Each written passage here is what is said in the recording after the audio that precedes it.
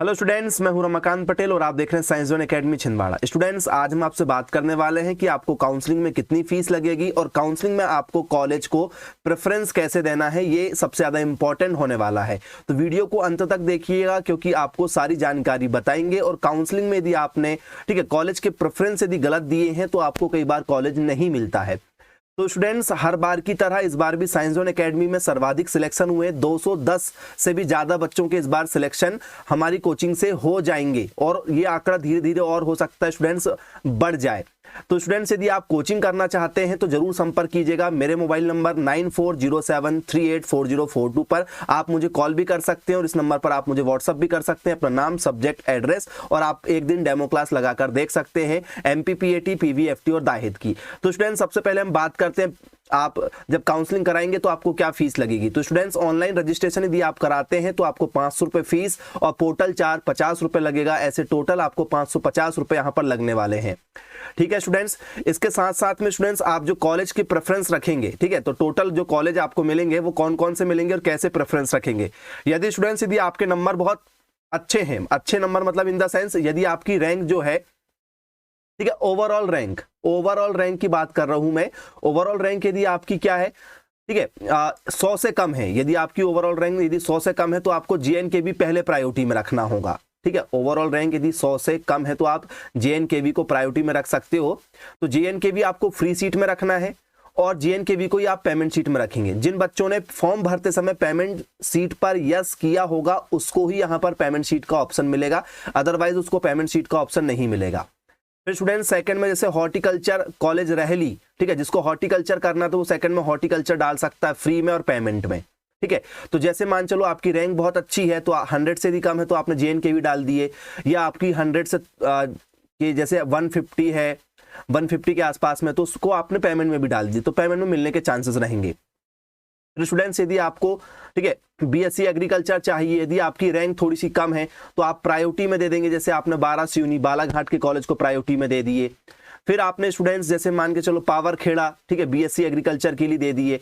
ठीक है, तो यदि आपकी रैंक थोड़ी ज्यादा यदि है तो आप उन कॉलेज को प्रायोरिटी देंगे। ठीक है, ये देखिए इन बच्चों ने क्या किया हुआ है, जैसे लास्ट ईयर जो है, ठीक है, ये कॉलेज का प्रेफरेंस मैंने ही बताया था कि भाई JNKV आपको पहले नंबर पे ट्राई नहीं करना है। जैसे इन बच्चों ने ट्राई कर दिया उसके बाद भी, लेकिन इनकी रैंक कम थी, इन्हें हॉर्टिकल्चर रहली में डाला था, इन्हें हॉर्टिकल्चर मिल जाए, या फिर एग्रीकल्चर वारासिवनी मिल जाए, ठीक है, या फिर खोरई मिल जाए एग्रीकल्चर का आपका, या पावर खेड़ा का मिल जाए, या गंज बासोदा मिल जाए आपको, ठीक है, या खंडवा मिल जाए, या रीवा मिल जाए, ठीक है, या जबलपुर मिल जाए।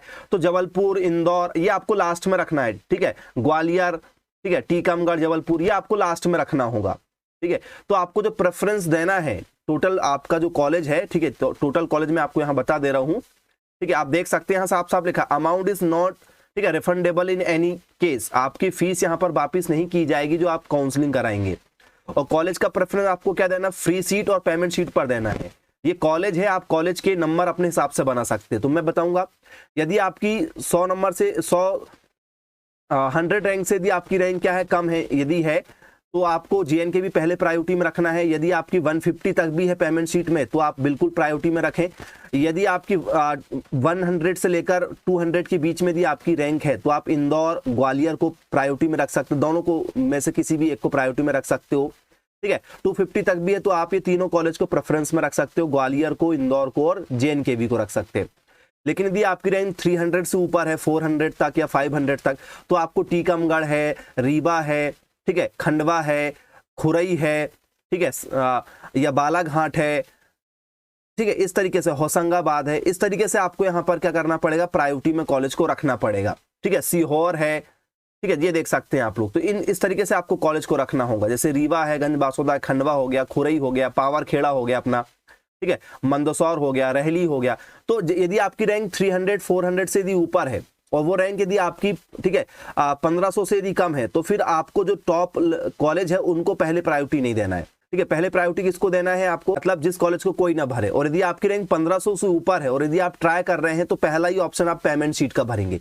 सारे कॉलेज को पेमेंट सीट पर भर दो। शुरुआत के सारे कॉलेज पेमेंट सीट पर भर दो और लास्ट के सारे कॉलेज फिर फ्री सीट पर भर दो। यदि आपकी रैंक क्या है, 1500 से यदि ऊपर है, 2000 के बीच में है, तो सारे कॉलेज को पेमेंट सीट पर पहले भर दो। और जिनके 2000 से ऊपर की रैंक है तो वो बिल्कुल यहाँ ट्राई ही ना करें, ठीक है। कैटेगरी रैंक आपकी यदि 200 तक भी है तो आप भरें। ओवरऑल रैंक और कैटेगरी रैंक दोनों में अंतर है, मैं यहाँ ओवरऑल रैंक की बात कर रहा हूँ। 2000 से यदि आपकी ऊपर ओवरऑल रैंक है तो आप ट्राई ना करें। कुछ बच्चे की रैंक ऐसी है कि 5000 6000 से ऊपर आई है, लेकिन उनकी कैटेगरी रैंक में गर्ल्स कोटे में या कृषक कोटे में या सैनिक कोटे में उनकी रैंक 5 है, 10 है, 50 है, तो वो बच्चे फॉर्म भरें। कैटेगरी रैंक यदि आपकी 200 से कम है तो भी आप ट्राई करें, ठीक है। ओवरऑल रैंक यदि आपकी 2000 से कम है तो भी आप यहाँ पर काउंसलिंग में ट्राई कर सकते हैं। काउंसलिंग में कोई ज़्यादा है नहीं, सिर्फ 550 रुपये का खर्च आने वाला है, तो आप काउंसलिंग जरूर करिएगा। और यदि आपको कोई भी यदि दिक्कत है तो आप मुझे कमेंट सेक्शन पर पूछिए। जो आपकी काउंसलिंग होगी वो नेक्स्ट वीक से स्टार्ट होगी। जैसी काउंसलिंग होगी तो सबसे पहले मैं आपको जानकारी दूंगा। तो फिर मिलेंगे हम ऐसे ही अन्य वीडियो में, तब तक के लिए थैंक यू, और वीडियो को अंत तक देखने के लिए आपका दिल से धन्यवाद।